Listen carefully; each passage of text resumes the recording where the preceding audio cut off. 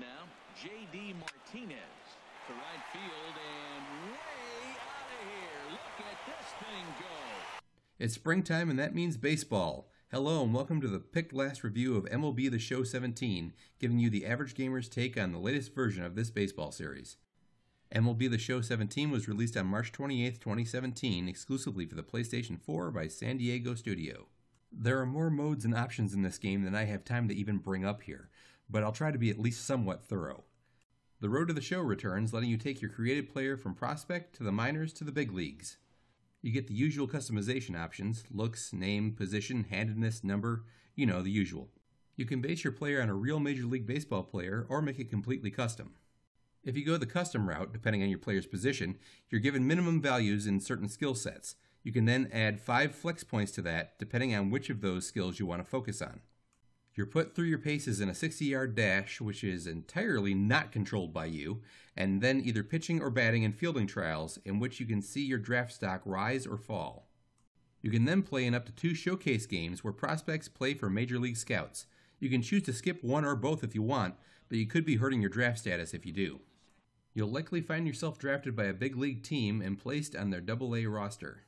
Play well enough and eventually you'll be promoted to the next level until you finally make it to the show.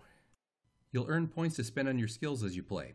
As long as you don't completely screw up, you'll get at least a few points for just about everything, even hitting a routine fly ball. You even get some training points when you simulate games, but not nearly as many, and you don't know how well your player will do during those simulations, so you may hurt your chances of getting promoted. Over in franchise mode, you'll find just about everything you'd expect. You can choose as many teams as you want in case you have several people playing, or maybe you're a control freak. I won't judge.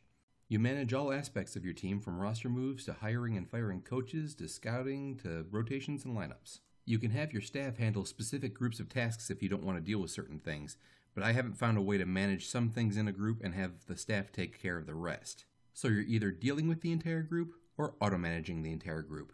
If there is a way to split it up and I missed it, let me know in the comments. When you choose to play a game, you can play the full game as normal, quick manage the full game, or play with a player lock, which is essentially playing a game in Road to the Show, but with a real player. So if you ever wanted a Road to the Show experience with an established player, this is at least close.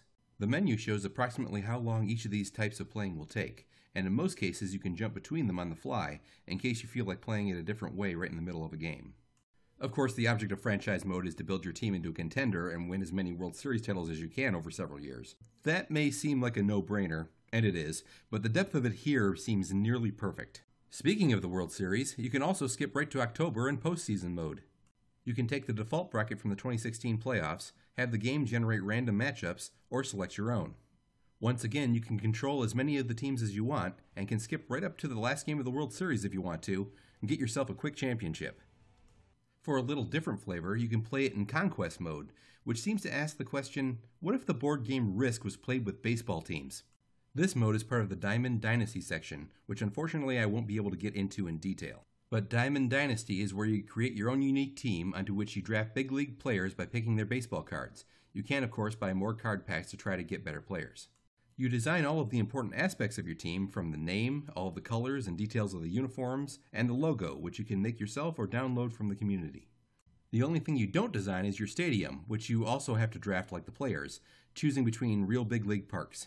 So in conquest mode, you're put on the map in what appears to be South Dakota, and you spread out your fan base into the surrounding area, trying to take as much of the country as possible. Eventually you run into fans of other teams, and you'll want to take their territory before they take yours. If you attack them, you have the option of either playing a game against that team or simulating one. Winner gets the territory. But what happens has a lot to do with how many fans each team has in the attacking and defending territories. If you opt to simulate the game, the winner is fairly random, but the team with more fans has the advantage, and the bigger the advantage, the more likely they are to win. And if you choose to play the game, the choices of difficulty you can play on depend on who has more fans and by how much. If you're severely outgunned in the fan department, you may find yourself forced to play on the highest difficulty. Then again, if you win, you get to steal fans from the other team, and the higher the difficulty, the more fans you can steal. So even if you can play on an easier difficulty level, you may not want to. The object is to conquer all of the other team's home bases, giving you all of their fans and territory. Baseball is already a game of strategy, and now it's even more so. You even have choices in Play Now mode, where you can play a game with the current rosters or the daily rosters and lineups for a specific game being played today. True, this is nothing new, but I still like it. I'd be remiss if I didn't mention Retro Mode. In honor of the game's star, Ken Griffey Jr., Retro Mode gives you a baseball experience not seen since the 1990s. You play a game in what is a mixture of current gen and old school graphics and sounds that's kind of cool. Sounds of the Show makes its return, and it can be a lot of fun to play with all on its own.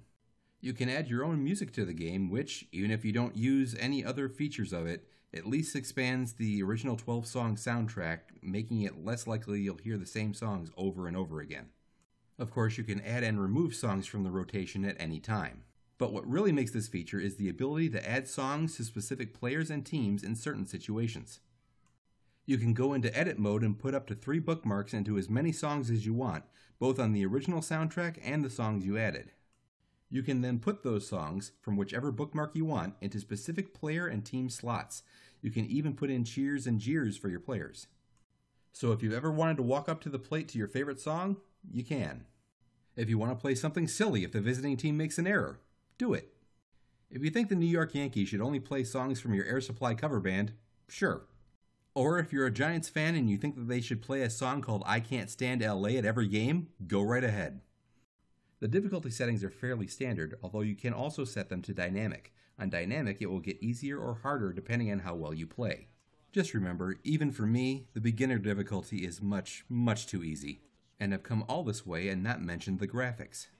The player rendering is leaps and bounds ahead of last year's game, with most of the players looking much more realistic. The ballparks are all gorgeous and look at least 95% like their real-life counterparts, with only a few obvious differences, especially if you know what you're looking for.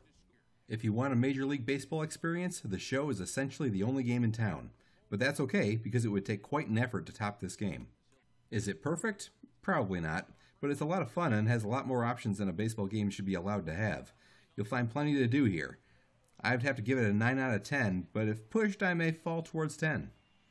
So if you're a baseball fan, or just want a good sports game, you can't go wrong with The Show. Thank you for watching my review. Be sure to hit the thumbs up button, and while you're at it, click subscribe so you won't miss out on future videos. And check out some of my other videos while you're here.